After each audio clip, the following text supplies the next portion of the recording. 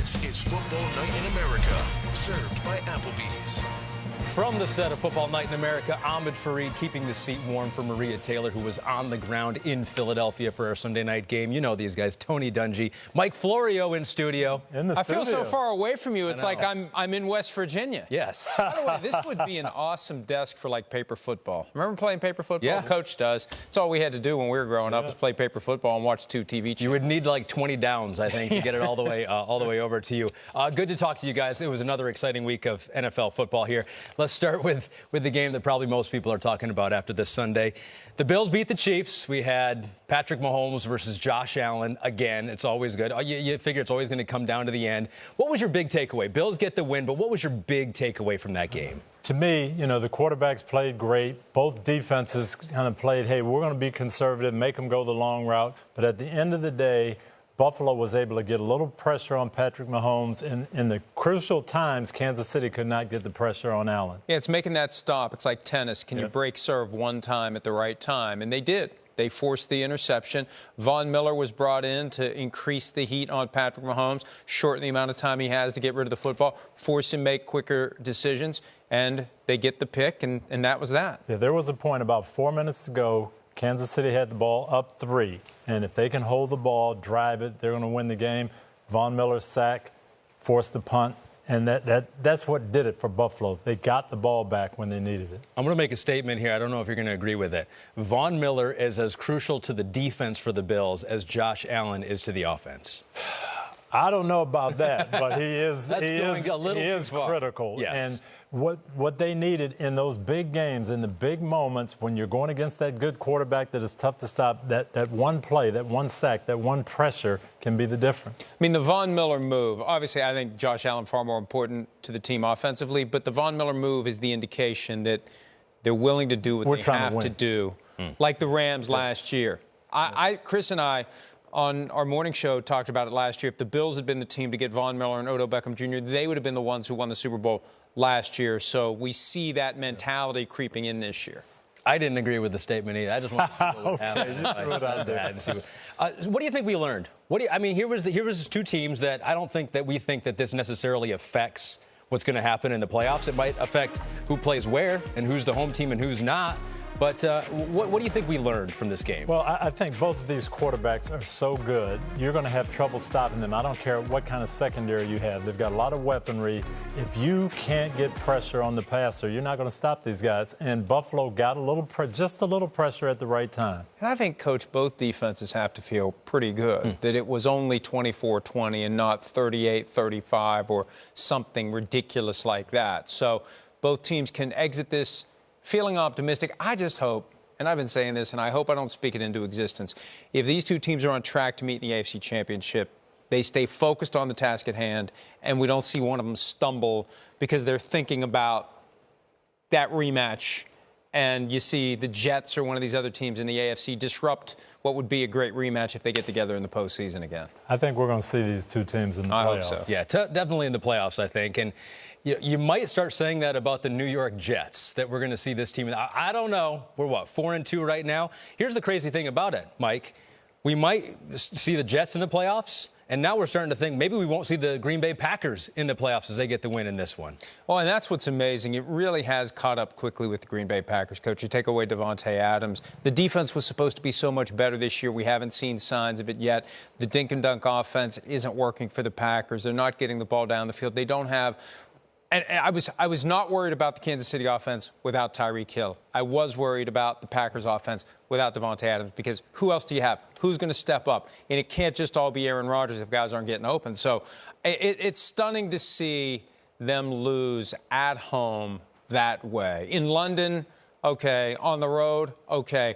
But to have the Jets come into Lambeau Field and beat them 27-10, these are not the Packers I'm used to over the past, 30 years. No, we're used to seeing the Packers, a game here where everybody kind of throws their hands up. Rodgers says relax. They had that opening day.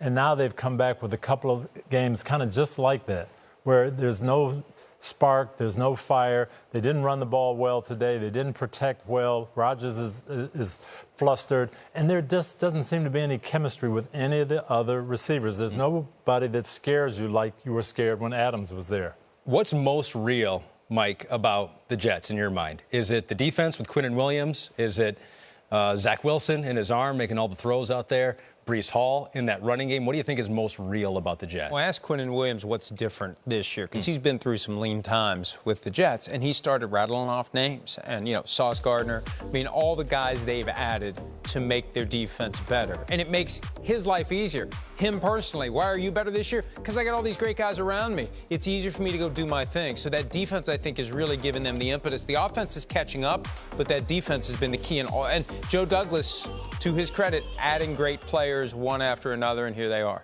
And not only are they good players, Ahmed, but these young guys, they expect to win. It reminds me when I was in Tampa, we had Warren Sapp from Miami and Warwick Dunn from Florida State. These guys think that Sauce Gardner doesn't expect to lose games when he goes out there. He thinks we're going to be good, and that you can see how they play. Same question, New York Giants, as I just asked you with the Jets here, Tony. Are they for real? They improved to 5-1. They beat the Baltimore Ravens. They were in the game. They weren't leading until the very, very end. Lamar Jackson makes a costly interception there. But from what you've seen from the Giants, is this for real?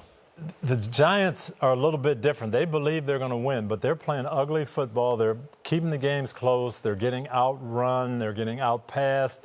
They're making plays when it counts.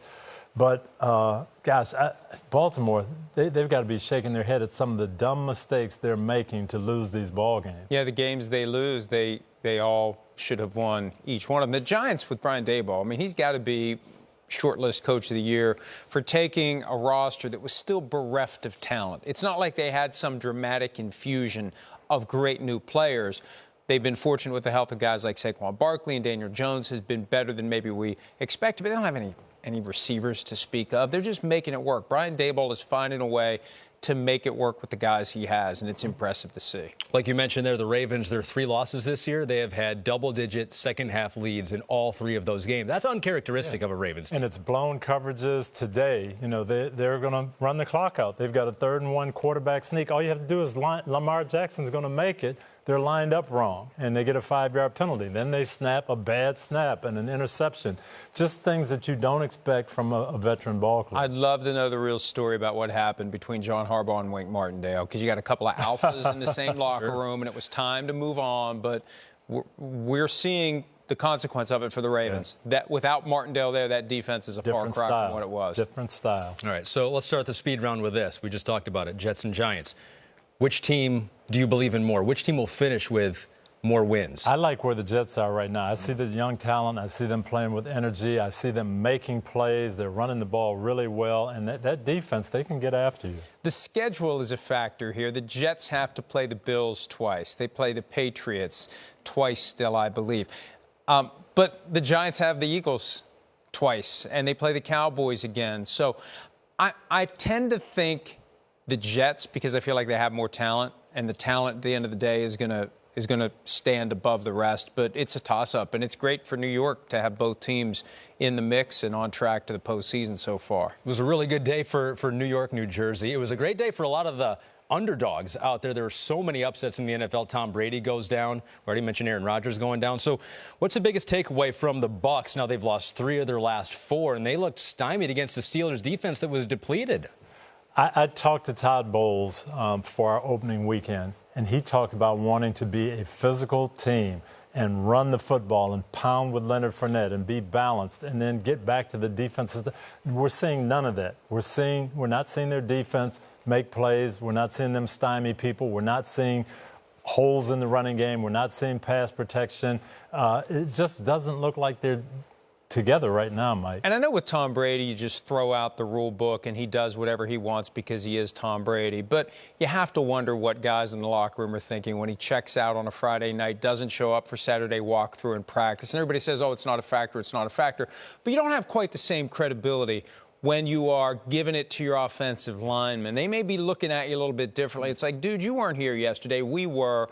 And at some point, if you're not winning, if you're winning, it's not an issue. Good. If you're not winning, then that becomes a factor. And you just wonder, I really do wonder how all in he is this year. Because Tom Brady of 5, 10, 15 years ago never would have left on a Friday night and meet up with the team on a Saturday night on the road. Yeah, and those 11 days off in training camp. I think that's still a factor, too. We're not seeing the precision that I'm used to seeing with Brady in the passing game. Nothing looks easy for them. No. It all looks very difficult. And here's the crazy thing. His former team, the New England Patriots, everything looked easy for them on offense against the Cleveland Browns. They put up 38 points. They got the win there with their third-string quarterback, the rookie, in Bailey Zappi. So now the conversation is going to start happening. You know, Mac Jones, who knows how close he is to coming back. But if you're Bill Belichick, do you ride the hot hand in Bailey Zappi, or do you go back to Mac Jones when he's healthy? I think they'll get back to Mac Jones as soon as they can. Zappi has played well. He's done what you're supposed to do, and we saw this a couple of years back when Brady got hurt, when we saw Garoppolo come in and then Brissett come in and win some games. But you need that number one guy back. Yeah, look, Zappi has done well, and there were a couple of times this past week where Bill Belichick was asked point blank, is Mac Jones the starter if he's healthy? And for some reason, Belichick didn't say absolutely positively yes, like he would have if it was Tom Brady or any other starting quarterback he's ever had.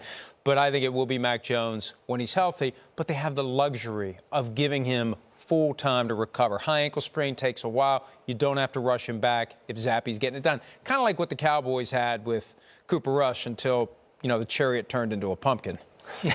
Yes, exactly, as it did on Sunday Night Football, seen only on NBC.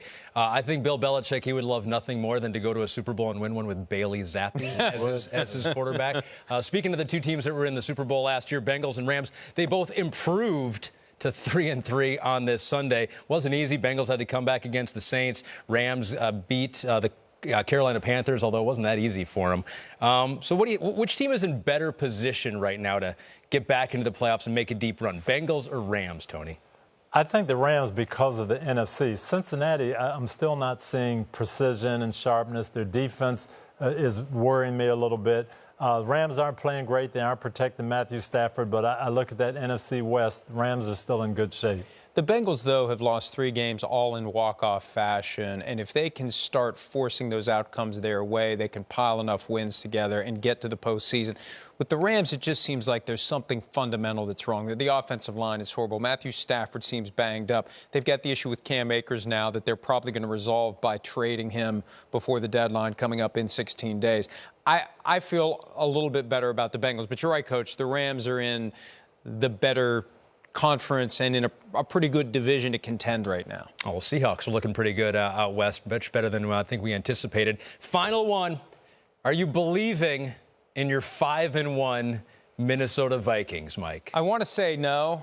But, this is all part of the setup because now they have a bye week, then they have the Cardinals and the Commanders. They can be 7-1 going into Buffalo, which is something that I never would have imagined. But today was the one that impressed me. I wanted to see them do it on the road, and they're in the conditions where it's 90 degrees on the Miami sideline. It's 120 on the Minnesota sideline. The heat wasn't a factor. They held it together. They keep finding ways to win late. And I think you begin to develop, Coach, confidence that you can do it. And I think your opponents start thinking, uh-oh, here we go. Fourth quarter, this team's going to find a way to beat us. Yeah, I saw it with this team coming out of training camp. Different attitude, feeling much better about themselves. Now you start stacking those wins together. You do feel better about yourself. I still want to see them beat some quality teams, and we'll see what happens here. But I like the direction they're headed. Not to toot my own horn, I had them as a playoff team. Did you pick them as a playoff team? I picked them to win the division. Oh, okay, all right. I may have been he drinking picks them every year. Every year, no. Disappointment every year. I'd pick you guys every day. Mike Florio, Tony Dungy, Ahmed Fareed, keeping the seat warm for Maria Taylor. That is your Week 6 recap. Another crazy week. Week 7 will be crazy, too. We just already know it.